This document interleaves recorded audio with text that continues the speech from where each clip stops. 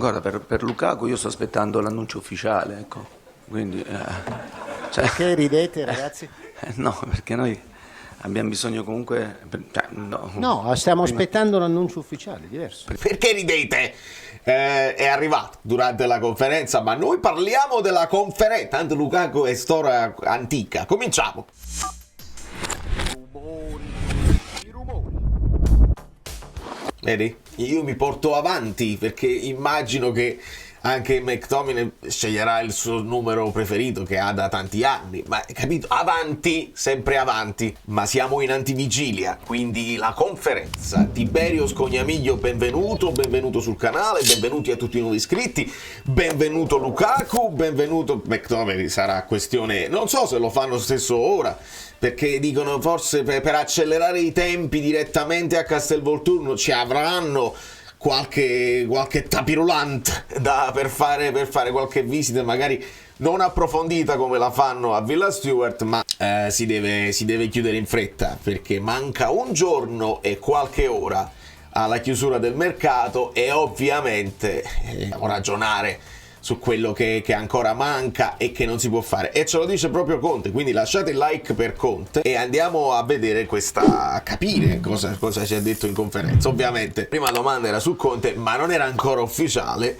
quindi il siparietto che avete visto, qualcuno evidentemente in redazione lì nello studio avrà detto che fa l'Atalanta, nel senso magari qualcuno non è capace che salta, insomma risate così, ma c'è un clima sereno, mi fa piacere, e quindi Conte dice aspettiamo un attimo, non mi fate parlare di giocatori che non sono i nostri, che poi insomma è una questione di minuti, ma va bene. E quanto è importante? La domanda di riserva è quella: quanto è importante la vittoria col Bologna? E Conte dice sì. Che altro deve dire? Poi ci può mettere delle parole vicino, infiocchettare, rispondere in maniera più esaustiva ed educata, ma alla fine è importante, certo che è importante. I tifosi entusiasti dell'arrivo dei nuovi acquisti, ci siamo, è un pochino di più il Napoli di Conte, considerando quelli che ancora devono arrivare, quelli che potranno o non potranno arrivare. E Conte ci dice che è il Napoli suo dal primo momento, dal primo giorno in cui ha firmato. E poi aggiunge delle cose, dice: sto imparando a conoscere l'ambiente e dobbiamo trovare equilibrio. Quindi Conte salta proprio sul carro dell'azzurro fluido, vi piaccia o no, e quindi si deve parlare con Conte, si deve parlare con equilibrio, non ci possiamo esaltare come i pazzi che è scudetto dopo una vittoria, e non dobbiamo nemmeno deprimerci dopo le sconfitte, perché ce lo dice proprio: i passi falsi ci saranno, vedi, sta scritto qua, ci saranno dei passi falsi, ma non dobbiamo poi pensare che dobbiamo buttare tutto a mare. Abbiamo iniziato un lavoro di ricostruzione su una base, quindi riportando sempre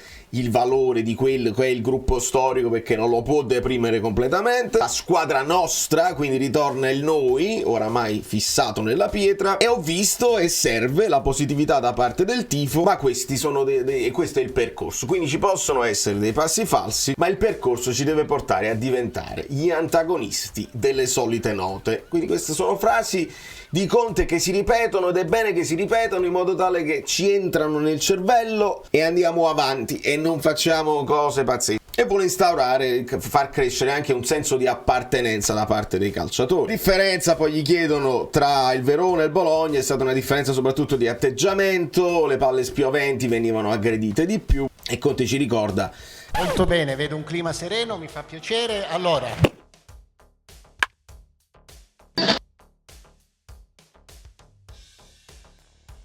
l'aver subito 48 gol, e quando subisci 48 gol non vai da nessuna parte, quindi la prima cosa che è venuto a fare è sistemare la solidità, quindi essere un pochino più solidi in difesa e essere feroci nella sofferenza. Ci saranno dei momenti di sofferenza, il famoso saper soffrire, bisogna essere un po' più feroci, attaccare la palla così, con spirito di squadra, discorso che vi facevo, non ognuno per i fatti suoi, discorso che si ricollega anche al film, e tutto l'atteggiamento che poi diventò squadra e non solo singoli. E poi veniamo a sapere una cosa, dice che la visita al murales di Maradona, e Conte un po' sorpreso, perché dice: ma come, io sono andata alle 11:30 di notte, non l'ho detta a nessuno, come avete fatto a sapere? Conte su questo devi saperlo che qua non passa uno spillo, ci sono occhi dappertutto, orecchie dappertutto, gli insider, auto assisted, quindi si viene a sapere tutto. Però è carino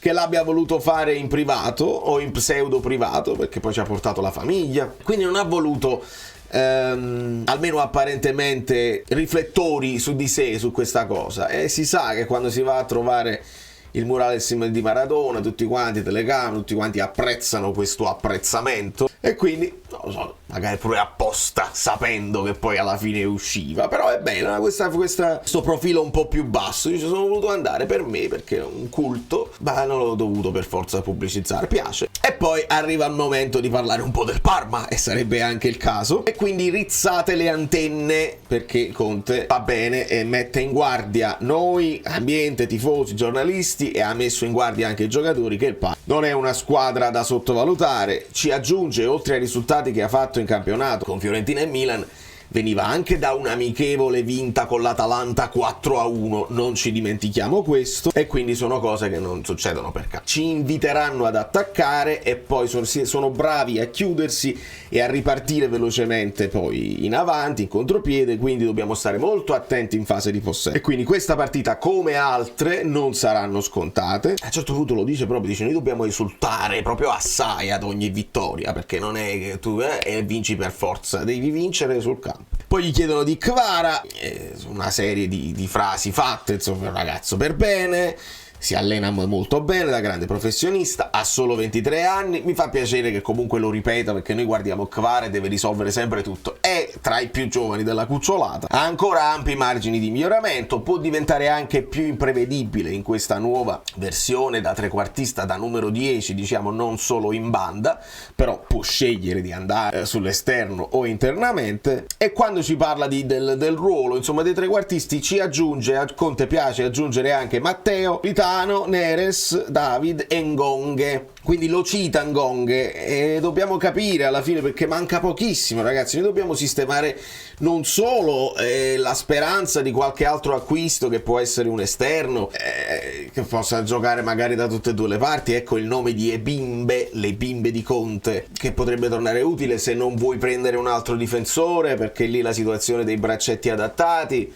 è un conto. Ma dobbiamo anche sfoltire, dobbiamo farli uscire i giocatori per poi farli entrare altri. Quindi è difficile, veramente in un giorno bisognerà fare dei miracoli e bisogna arrivare a dei compromessi. Magari non ti danno 15 su Foloruncio, ti danno di meno, e se Foloruncio è fuori dal progetto devi accettare, devi andare avanti, non puoi più tirare sul prezzo, siamo agli sgoccio. E quindi in chiusura, Kvara è un giocatore di talento, ma che si mette a disposizione della squadra, il che per Conte è una cosa importantissima. Gli chiedono anche di Lorenzo, le qualità umane, un uomo intelligente, c'ha i tempi giusti di quando attaccare, di quando chiedere l'1-2, eccetera eccetera. Quindi per questo io lo conoscevo, ma non lo conoscevo, adesso lo conosco, insomma una serie di frasi. Ci aggiunge però, perché parliamo del gruppo storico di questo 10-12 su cui lui fa affidamento, ci aggiunge Frank, ci aggiunge Anghissà, con l'arrivo di McTominay è importante dare un cioccolatino ad Anghissà, ci aggiunge Lobo, ci aggiunge Amir, ci aggiunge Rachmani, e ci mette in mezzo anche Mazzocchi.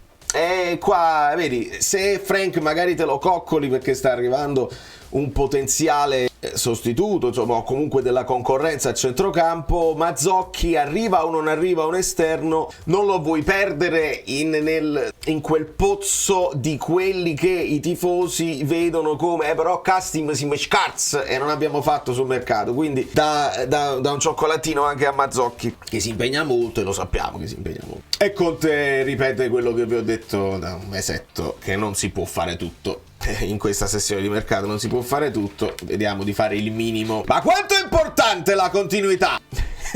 Qua, se l'avessero fatta almeno come l'ho detta io, cioè servono 3 vittorie consecutive, se no fai alti e bassi e non ne esci. Quanto è importante la continuità nei risultati e le cose? E Conte dice è fondamentale. Pensate che risposta, che domanda rivoluzionaria, è la risposta che scuote proprio la terra sotto i piedi. Quanto è importante? È fondamentale. Avrebbe potuto anche dirci non è importante per niente, non ce ne fotte, basta che uno vince uno, poi ne perde un'altra, ne pareggi un paio, poi ne perdi un'altra, ne vinci un'altra, lo stipendio lo prendo lo stesso. Ti poteva rispondere anche così. Enzo, io non posso controllare il risultato, ma posso preparare la partita e andare a Simeone. Quanto è importante il gol per Simeone? Simeone si spende e spande, insomma è generoso e lo sappiamo. E nel parlare di Simeone, questo è stato il leitmotiv di Conte della conferenza. Gli hanno chiesto di giocatori singoli e lui ci ha messo dentro, ha sfruttato la domanda per metterci dentro il resto del gruppo, proprio per non perdere il gruppo, capiamoci. Quindi quando gli chiedono di Simeone ci aggiunge anche Raspadori, dice anche Jack. Sono importanti. Jack può fare anche il vice Kvara con caratteristiche diverse. Jack non può andare in banda e esterno non funziona, da sta all'interno perché è lì che lui giostra bene, perché ha tecnica e anche la fisicità. In banda si perde un po'. E il gol è solamente una parte di quello che è il lavoro dell'attaccante. I fantasmi sono stati cancellati, i fantasmi di Verona, lavoriamo per non tornare indietro perché poi deve ribadire qua Conte che sì, aveva capito Verona, però là continuiamo a dividerla tra un tempo semi-soddisfacente e il secondo tempo dove ha visto la paura negli occhi e quello che non vuole vedere più Conte. Al di là, perché poi potrà capitare che non è che mo vinciamo 37 partite, no, ne mancano 36, non è che mo 36 finali le vinciamo tutte qua, capiteranno altri passi falsi. Quello che non vuole vedere Conte è l'avvilimento, lo scoramento e la paura negli occhi. E poi gli chiedono per il finale del mercato, quindi il rapporto con ADL, si sente, non si sente, che vi state dicendo, fateci sapere. E lui dice non c'è più bisogno che io mi senta con ADL, non si vogliono sentire. Lui sa quello che doveva fare, quello che si poteva fare non si è fatto, quello che si potrebbe fare ancora in questo giorno, quindi non c'è bisogno, aspettiamo che chiude il mercato e poi ne parliamo. E mentre dice questo arriva l'annuncio di Lukaku in diretta, tutti che ridono e Conte dice allora adesso ne possiamo parlare, e gli chiedono, insomma lui si augura, dice Conte, di poterlo avere, di poterlo portare insomma almeno in panchina. Io penso che con questa partita dobbiamo ancora stringere i denti per lo stesso McTominay, magari portarli dietro sempre anche per fare gruppo. Un Lukaku che conosce a memoria Conte lo puoi anche buttare dentro, è chiaro, però tu l'hai preparata con questi giocatori sempre per non minare il gruppo. Secondo me è importante continuare così e lo valorizzi anche il gruppo, se con i due innesti che arrivano in extremis non ci devi fare affidamento, ma puoi contare su quelli che già c'hai. E ce lo descrive, ci fa una descrizione, la classica quella di Lukaku, perché è atipico, perché è grosso ma è anche veloce, non è solamente una boa che metti lì, diciamo un esempio così a noi caro, Petagna, boa, anche tecnico, ti fa salire la squadra, però non è che lo puoi lanciare in profondità a Petagna, cosa che invece con Lukaku puoi fare. Fa il paragone con i giocatori di football americano che superano 1,90 m ma sono veloci, potenti, e Lukaku è tutto questo. E Lukaku sa la responsabilità che ha anche nei miei confronti, perché è chiaro, io dove vado, Lukaku stai tranquillo che io ti chiamerò, e se la società ti prende tu hai sempre, finché io farò l'allenatore, oddio, a un certo punto l'età arriverà, Conte può continuare ad allenare, Lukaku a un certo punto deve smettere, però questo forse è l'ultimo anno in cui Lukaku ha ancora un valore. 21 anni, ci avviamo verso la fine, però in Italia, sai, io mi sto convincendo che anche in là con l'età, se tu stai in grande forma e lo vuoi fare, e sicuramente lo vuoi fare con Conte perché c'è un'affinità, c'è un legame che va anche al di là del campo, e in Italia Giroud è stato importante fino a una certa età, lo stesso Ibra, in Italia si può fare. Io ripeto la mia posizione, preferisco sempre uno che esce dal fuoco, si butta nel fuoco perché vuole diventare il migliore di tutti i tempi, come è capitato con Cavani, come è capitato con Osimhen. Speriamo che Lukaku venga già in maturità, perché questa è una grande differenza, arriva uno che già è un nome e si vede come i tifosi poi apprezzano e vogliono esaltarsi, lo vanno a trovare sotto all'albergo, lo vanno alle visite mediche, insomma. E lo stesso sta succedendo anche con McTominay, perché poi arriva un uomo del Manchester United che è sempre stato al Manchester United, quindi è un nome che fa piacere al tifo. Poi gli chiedono anche se si può fare o si aspetta qualcosa sulle fasce, e Conte dice penso che abbiamo finito e che stiamo lì, è tutto chiuso, la società sa di cosa c'è bisogno. Quindi ragazzi, si proverà probabilmente in extremis mettere questi giocatori. Io ancora non conosco bene Ebimbe, ma Ebimbe ci dicono che è molto duttile, che può giocare entrambe le fasce, può giocare anche centralmente, quindi il profilo ha senso, perché ti prenderesti uno che ti copre quel buco dove non hai fatto Gilmour, che ancora si dice, bisogna vedere,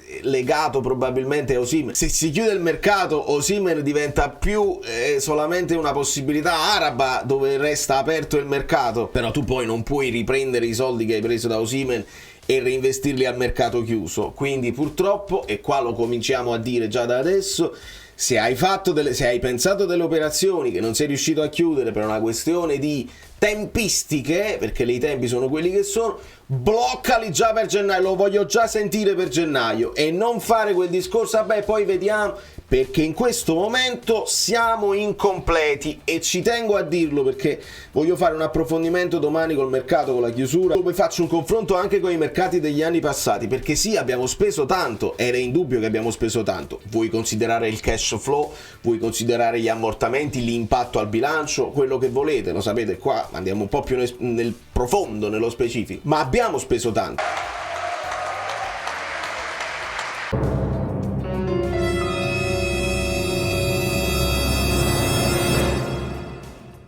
Il problema è che, visti i presupposti e visto la ricostruzione, lo spostamento di tante pedine, mi sembra, e potete dirmi anche voi nei commenti, che è la prima volta che il Napoli è incompleto seriamente per quanto riguarda il gioco delle coppie, cioè hai fatto tanto ma risulti comunque incompleto. Quindi voti 8, 9, 9 e mezzo, io ci vado un pochino più calmo, ma ne parliamo domani, perché adesso è conferenza e dobbiamo entrare già in prepartita. Domani gli ultimi botti, vediamo se riusciamo a farli, ed è così, perché poi dobbiamo fare anche il fantacalcio. Da New York, Valerio Fluido è tutto, vi abbraccio, vi bacio, benvenuto Lukaku, vieni a cazziarli, perché lo so che Lukaku, l'ho detto, è lamentoso, vuole sempre il pallone, se non gli arriva si incazza. Non mi piace come idea, però se vieni a cazziarli ai giocatori così, scuoterli un pochino e farli rendere un pochino di più, ben venga, perché questa è la cosa più importante quest'anno, riprendere quello spirito di squadra, che se un avversario viene a affrontare il Napoli non viene a fare il gallo e maramaldeggia, vieni ad affrontare il Napoli, quindi stai attento.